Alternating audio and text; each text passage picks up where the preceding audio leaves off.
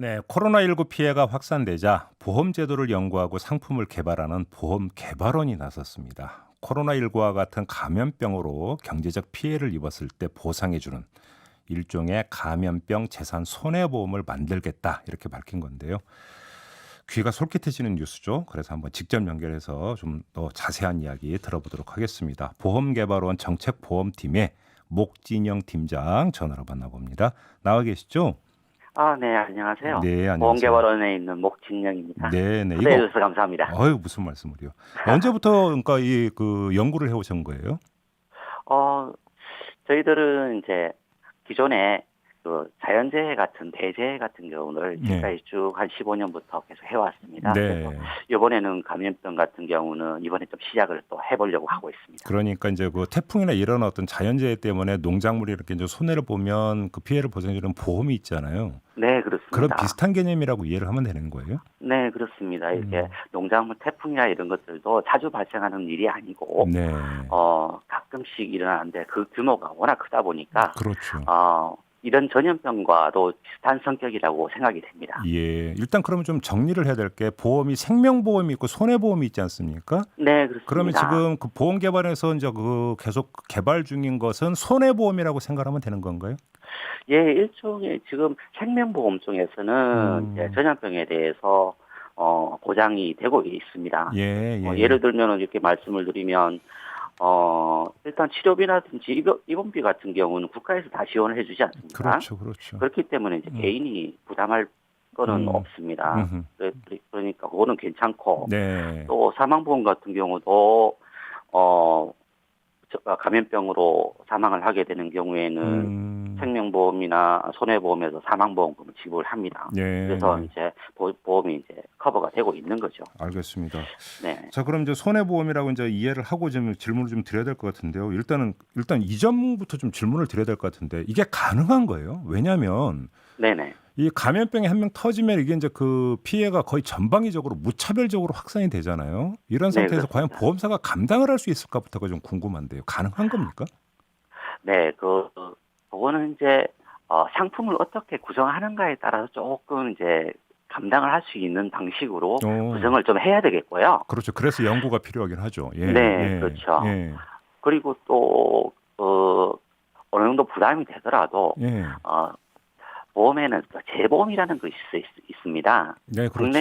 국내외에 재보험 회사라는 게 있는데 그래서 음. 보험회사가 그거는 계약을 인수하고 나서 네. 그 재보험사하고 같이 손실을 분담할 수 있는 구조가 된다면은 어느 정도 감당도 할 수 있지 않을까 이렇게 생각을 이제 하고 있습니다. 재보험이라는 게 보험사가 드는 보험이죠. 그러니까 네, 간단히. 그렇습니다. 알겠습니다. 그러면 지금 물론 아직 이제 개발이 완료가 된 게 아니기 때문에 이야기하는데 좀 그 제한이 있을 수는 있을 것 같습니다만 어느 정도까지가 그러면 이 보험 대상이 될 수 있다고 좀 판단을 하시는 거예요? 여러 가지로 지금 뭐 생각을 하고 있습니다. 네. 그래서 논의도 많이 해야 되고 어느 네. 보험에서 무엇을 보상하게 될지 이런 것에 대해서 논의가 필요한데요. 뭐 예를 들면 뭐 이런 것들이 있을 것 같습니다. 지금 뭐 보장이 좀 안 되고 있는 부분들이 뭐냐 하면은 네. 여행이나 그러니까 결혼식이 뭐 취소되었을 때 위약금 것들이 발생하지 않습니까? 그렇죠. 그 부분은 지금 개인들이 다 부담을 하고 있고요. 음흠. 또 다른 예로는 확진자가 발생했다든지 네. 정부 명령으로 이제 영업점을 딱 문 닫게 되었을 때 그렇죠. 영업 예. 손실이 발생을 합니다. 그렇죠. 그런 것들도 다 사업자들이 부담을 하고 있습니다. 예, 예.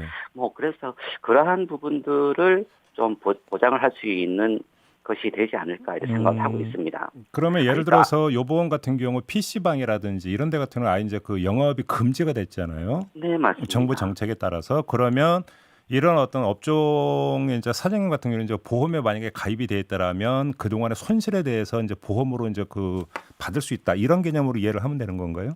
네, 그렇습니다. 그래서 이제 앞으로도 코로나19 같은 감염병이 발생할 가능성이 농후하고요. 네.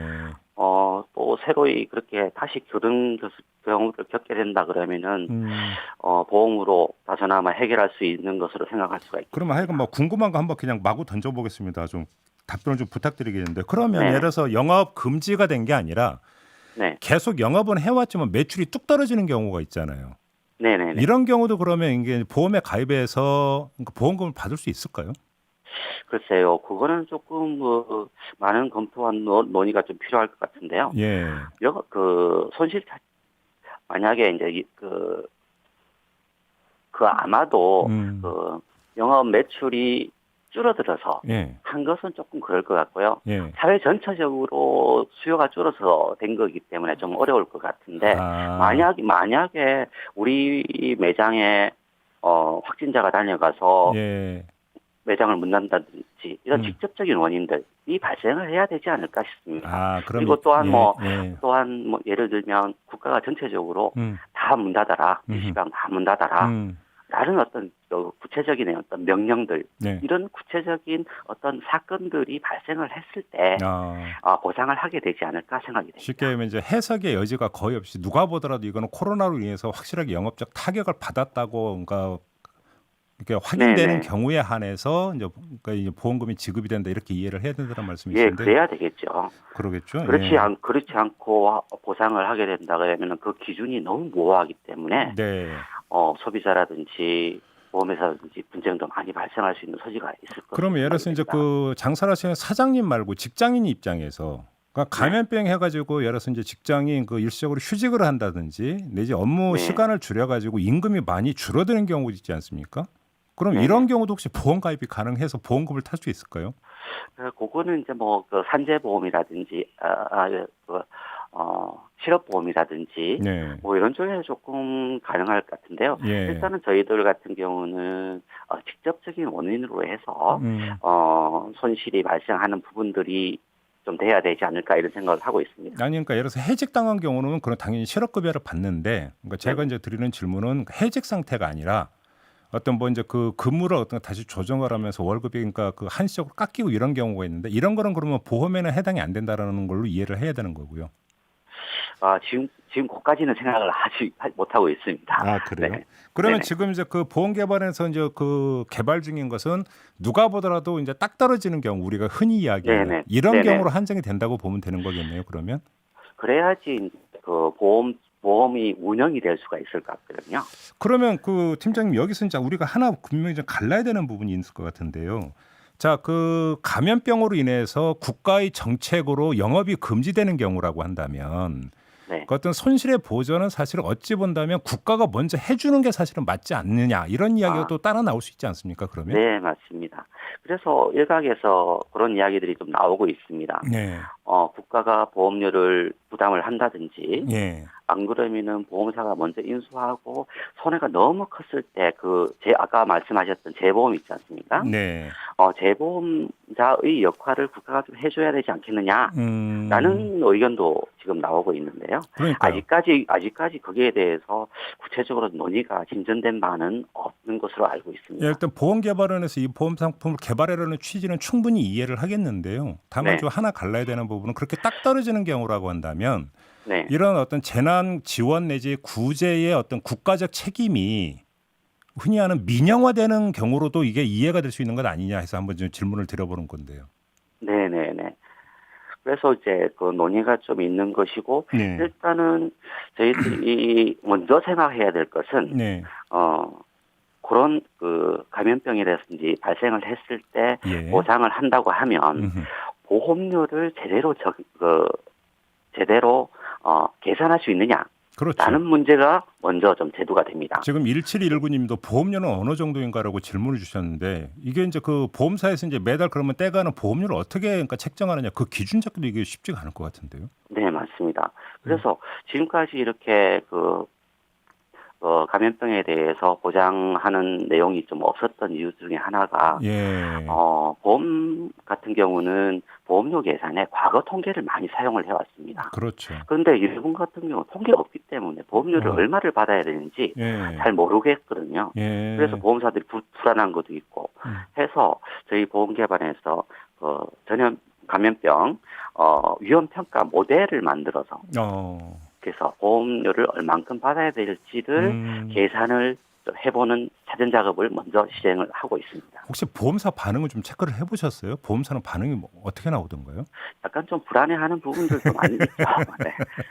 아 그래요? 알겠습니다. 아무튼 그러면 이 그 개발 결과는 언제쯤 세상에 공개가 되는 겁니까? 아마도 이제 저희도 한 1년 정도 개발을 그 예상을 하고 있거든요. 예. 그래서 아마도 이제 내년 연말 정도를 목표로 좀 하고 있는데요. 예. 특히 이제 이런 것들이 다 개발이 됐다 치더라도 음흠. 보험 상품은 이제 일반 대중이 이해하기 힘든 금융 상품이지 않습니까? 네. 네, 그래서 이제 개발이 되었다 치더라도 그 금융 강도 당국에다가 보험 상품을 신고를 하고 이러한 과정들이 필요합니다. 네. 그래서 그 신고 과정도 필요하고 또 상품 개발 과정에서 여러 가지 이제 변수도 발생할 수 있기 때문에 예. 단정적으로 이제 말씀드릴 수 없지만 네. 내년 연말 정도를 목표로 좀 하고 있다는 그러면 만약에 내년 말씀드립니다. 연말에 발표를 한다는 것은 그때쯤 이제 보험사와의 사전 협의도 끝난 것을 전제로 하는 말씀이신 거죠? 네네네, 네 그렇습니다. 알겠습니다. 한번 좀 기다리고 있겠습니다, 팀장님. 자, 오늘 말씀 여기까지 들을게요. 고맙습니다. 네, 감사합니다. 네, 지금까지 보험개발원 정책보험팀의 목진영 팀장이었습니다.